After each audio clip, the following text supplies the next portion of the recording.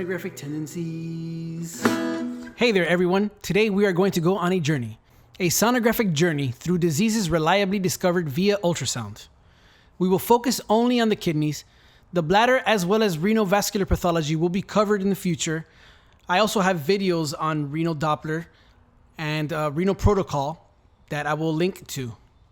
We're going to begin with hydronephrosis, then cover inflammatory infectious processes.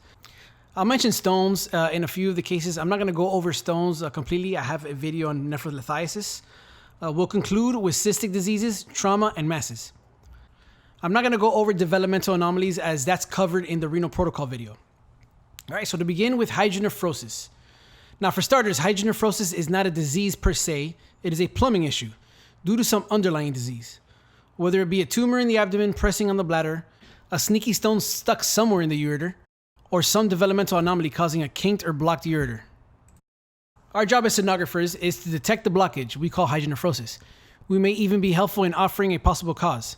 So let's break down hydro into obstructive and non-obstructive causes.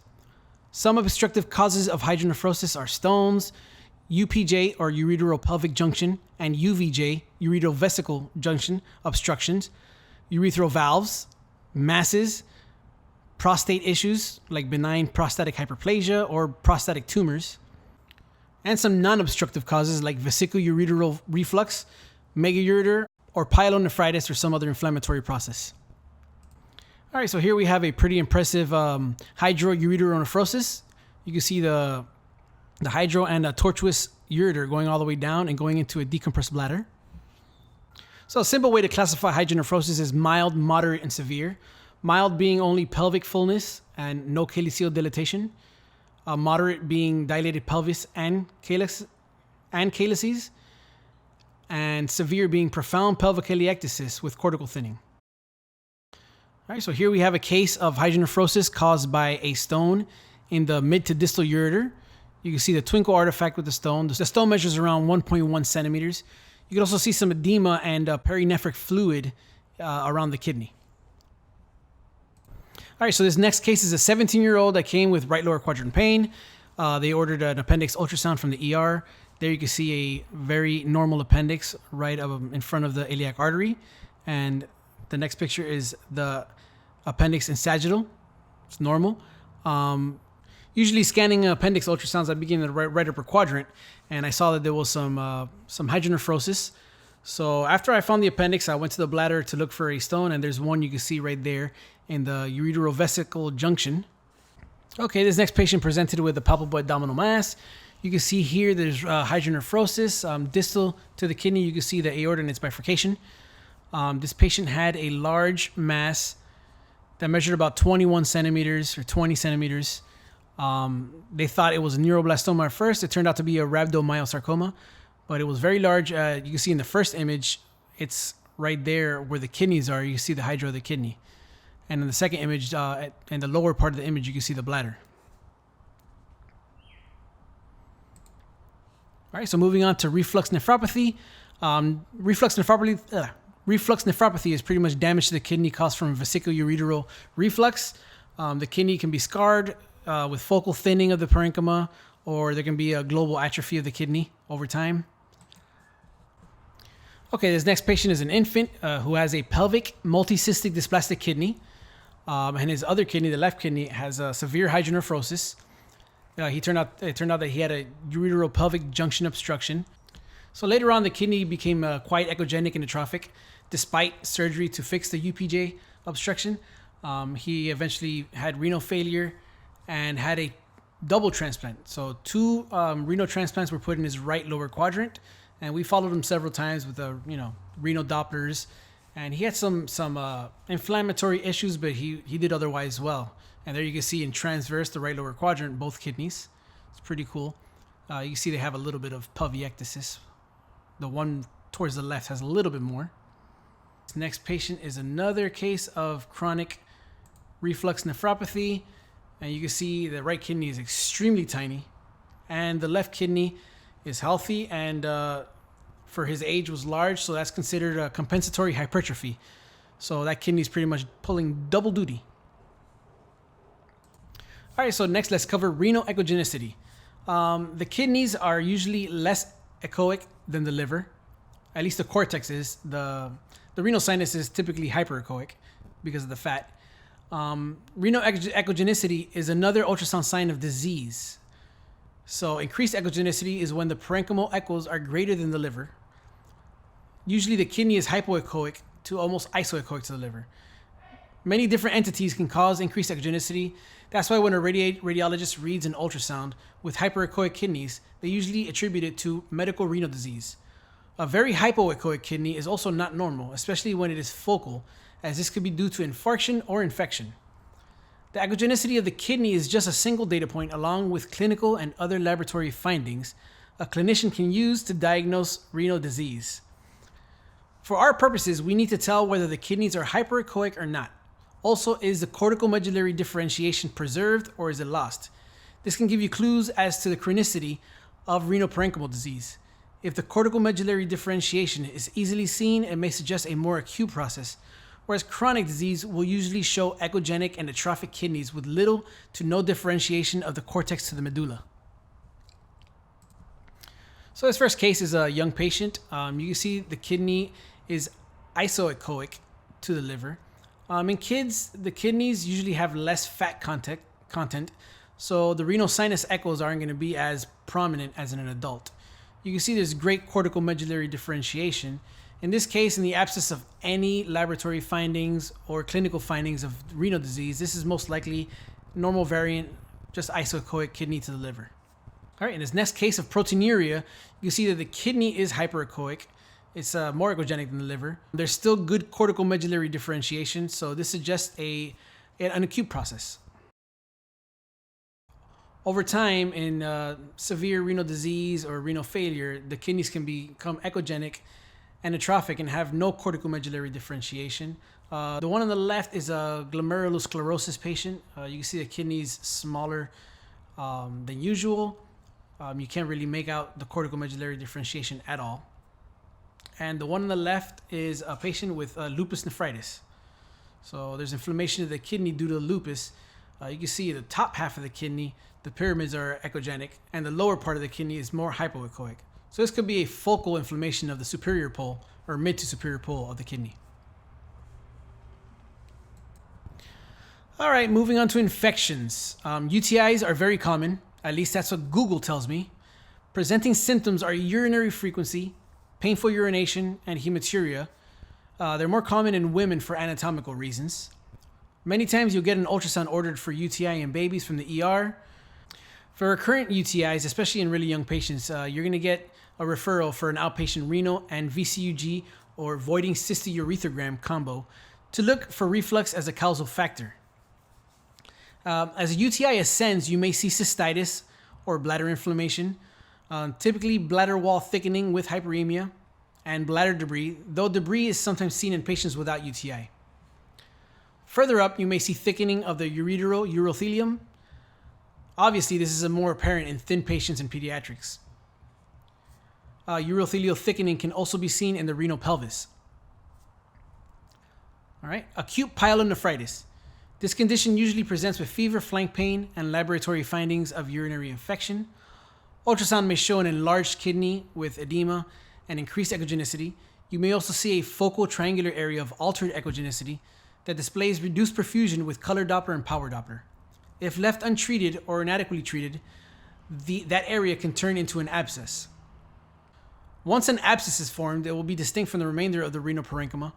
It will be heterogeneous, complex appearance with mixed echoic and anechoic portions and no color Doppler signal internally. Once an abscess has formed, drainage under ultrasound guidance can be performed. On subsequent imaging, you may notice some cortical thinning where the abscess was, representing scarring.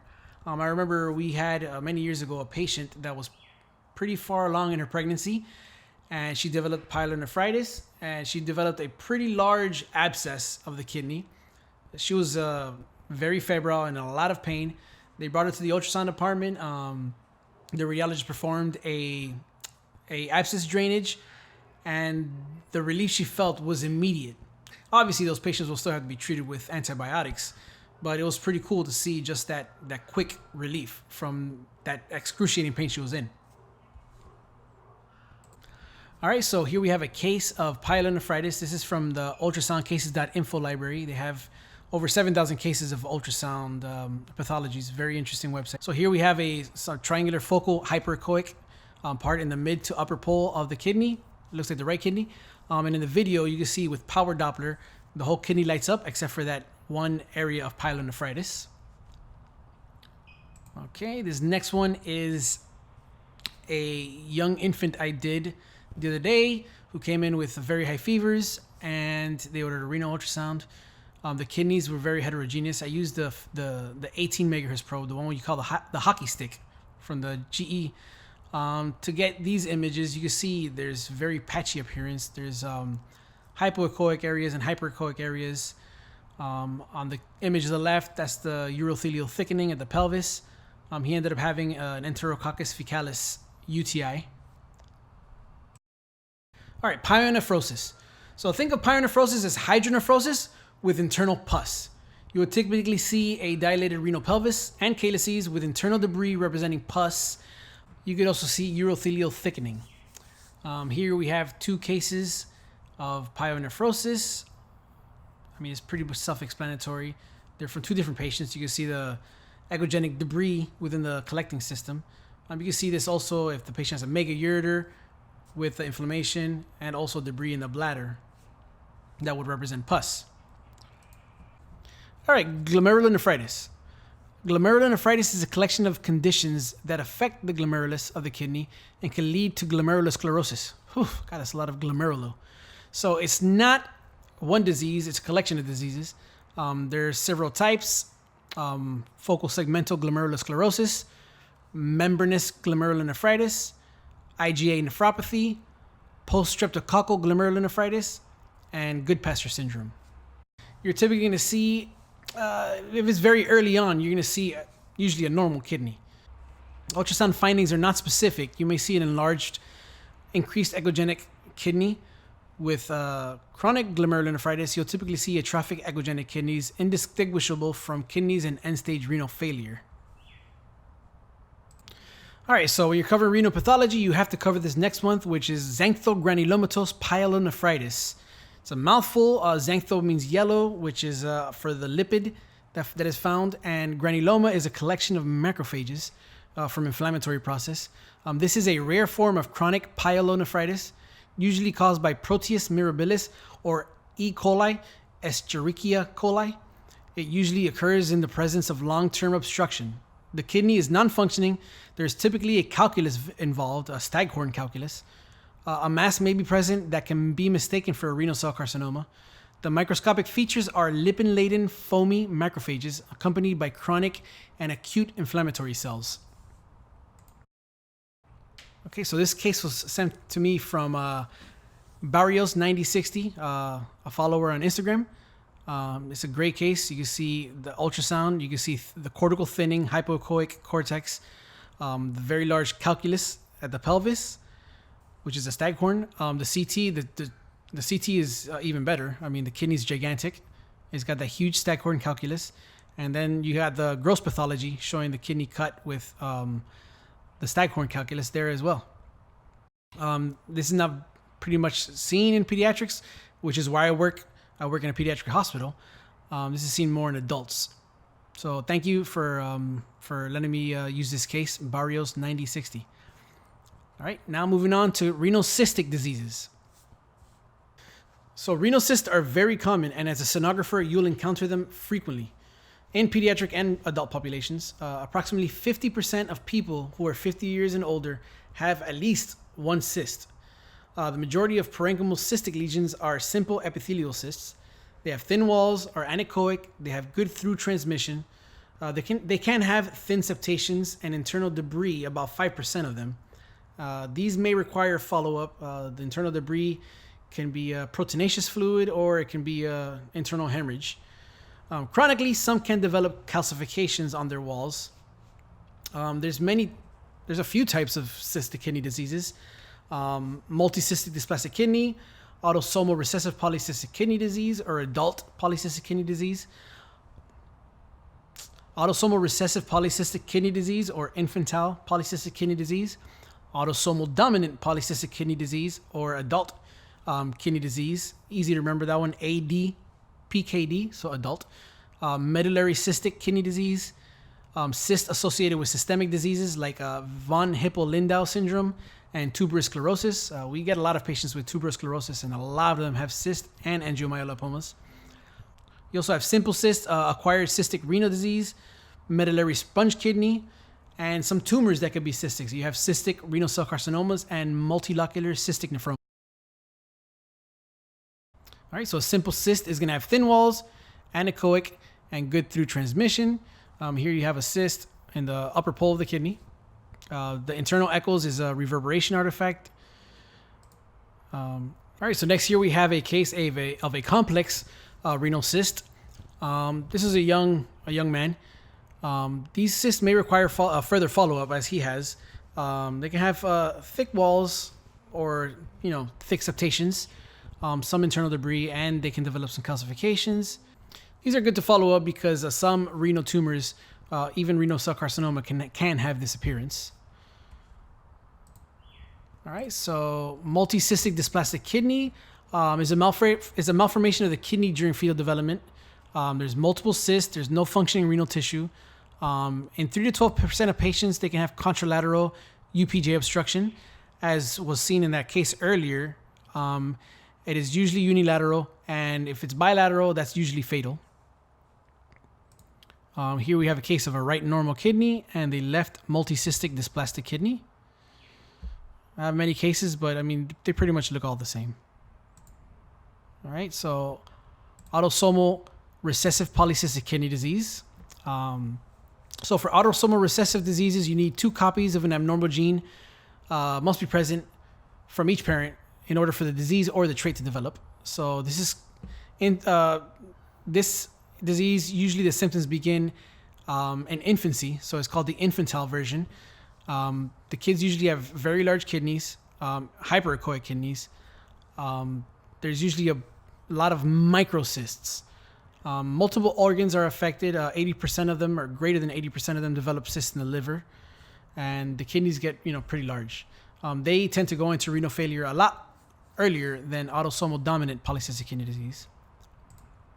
All right, here we have a case. On the right upper corner, you can see the fetal image, 2 enlarged hyperechoic kidneys. The kidneys can get even larger than that. They can get pretty large. And these are some postnatal images. This kidney here is measuring about 13 centimeters. This kidney eventually ended up measuring 16 centimeters.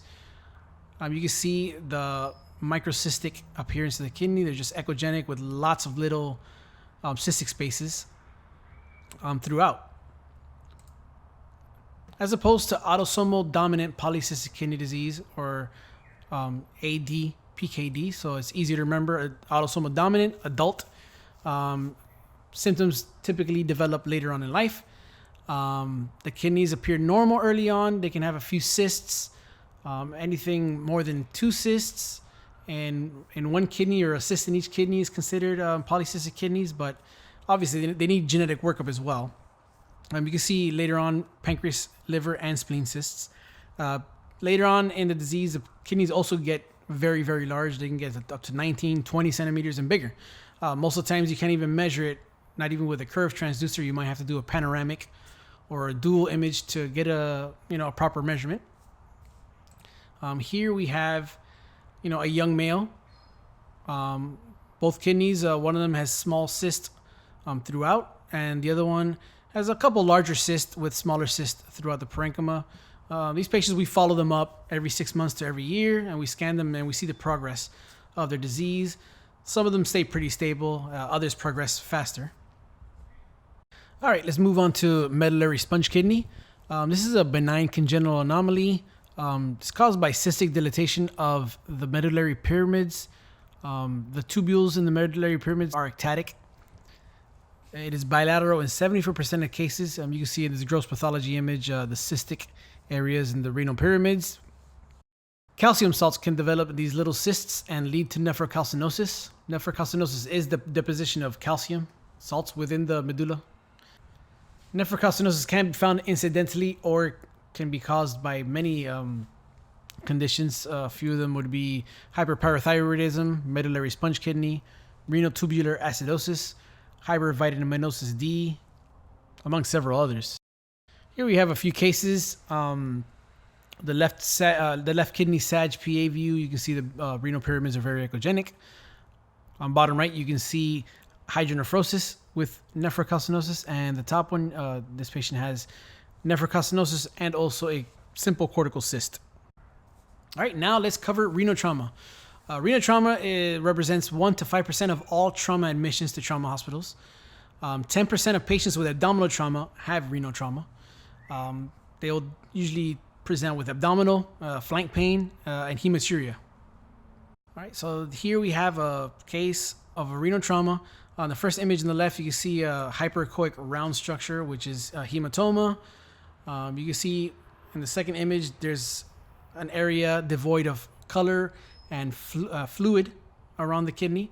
And in the third image, you can see the normal kidneys here, and the rest of that is retroperitoneal blood around the kidney. Here's the CT. You can see where the kidney is lacerated, and then around it, the perinephric blood. Okay, this is another case of renal hematoma that was extremely large on a 4-year-old. You can see the multiple cystic spaces.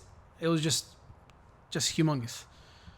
All right, with renal injury, similar to liver and spleen injury, there's grading scales, grade 1 to 5, with grade 1 being the mild contusion, subcapsular hematoma with no parenchymal laceration, and grade 5 being a completely shattered kidney, devascularized kidney. Usually this grading is done under CT, but it's good to know the different grades. All right, so now we're going to cover masses, both malignant and benign tumors, in no particular order. We'll start, I guess, with some pediatrics and then move on from there.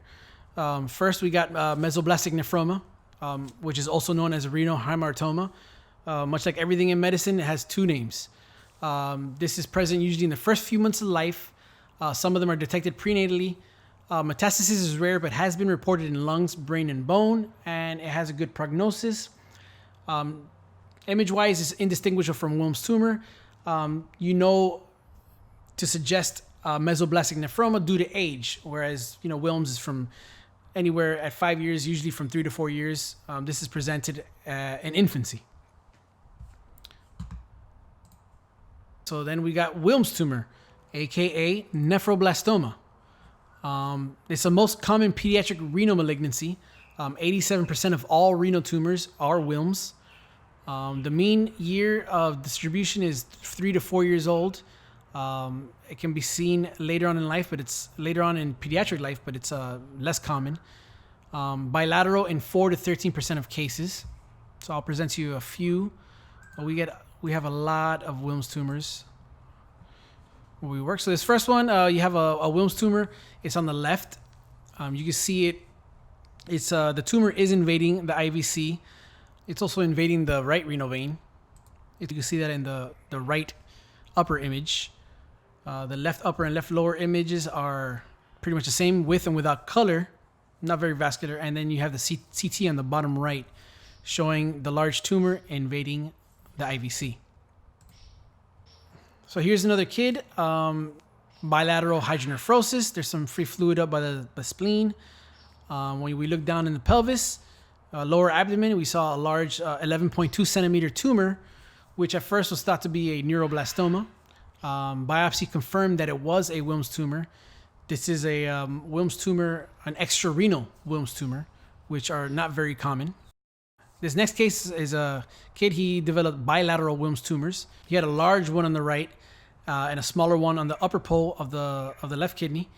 He had chemotherapy. A few months later, the bottom images are a few months later. You can see the tumors had shrunk in size. And he eventually had a right nephrectomy and a partial left nephrectomy, and he's doing well. All right, moving on.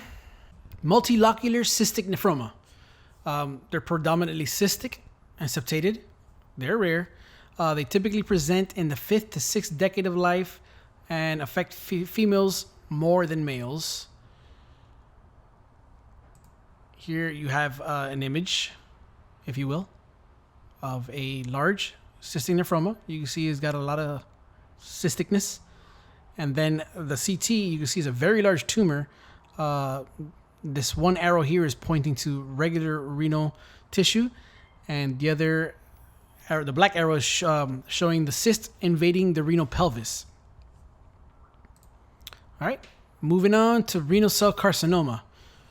This is the most common renal cancer in adults. It can be seen in pediatrics, but typically after 11 years of age. It can be solid. It can be solid and cystic. Have variable echogenicity. The tumor may invade the renal vein and IVC, much like a Wilms tumor. So here's 4 different renal cell carcinomas. Actually, I'm sorry, 3. The left upper is very hyperechoic and can give the appearance of maybe an angiomyolipoma.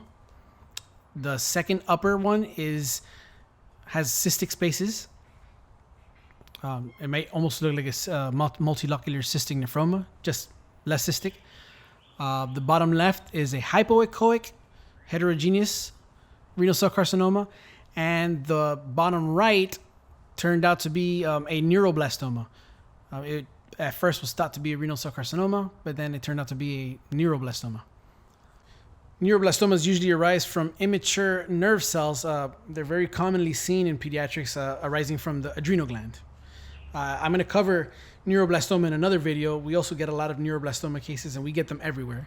Typically, they're most commonly seen in the adrenal, but we get them retroperitoneal, in the chest. We even have hepatic cases.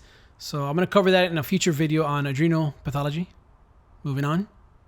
Next is angiomyolipoma. Angiomyolipomas are tumors made up of blood vessels, angio, muscle tissue, myo, and fat tissue, lipoma. They are benign.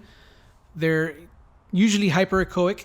They're very common in tuberous sclerosis patients. As I said before, we have a lot of patients with tuberous sclerosis, and almost all of them have angiomyolipomas and renal cysts, and sometimes stones as well. Some complications may arise if they get too large and bleed. You can have intratumoral bleeding. That would show up as hypoechoic areas in an ultrasound. This is one of our patients that has tuberous sclerosis. You can see his kidney is just filled with angiomyolipomas, large ones, medium-sized ones, very tiny ones. And on the right, you can see a CT showing all those angiomyolipomas. This next one is also a tuberous sclerosis patient. You can see the liver there. The gain, or the TGCs, could have been increased a little bit to show the liver parenchyma better. In the superior pole of that right kidney, there's a large angiomyolipoma, and then you can see small, tiny echogenicities all around the kidneys. Those are smaller angiomyolipomas. Okay, renal leiomyoma. This is another benign process. They're usually found incidentally. They're benign, like I said. They arise from the smooth muscle of the kidney, and they can be indistinguishable from renal cell carcinoma. But upon biopsy, they would be considered benign. So that would be good news for the patient, thinking that they have a renal cell carcinoma, and they have instead of leiomyoma. Lastly is nephroblastomatosis. So it's defined as clusters of embryonic metanephric cells that collect in the kidney. They can give rise to approximately 30 to 40% of Wilms tumors. There's 2 pathologic subtypes, perilobar arrest, which is 90% of them, and intralobar arrest, which is the other 10%. And these are the intralobar arrest are the ones that can be more associated with Wilms tumors. You can have a focal renal mass or a diffuse nephromegaly.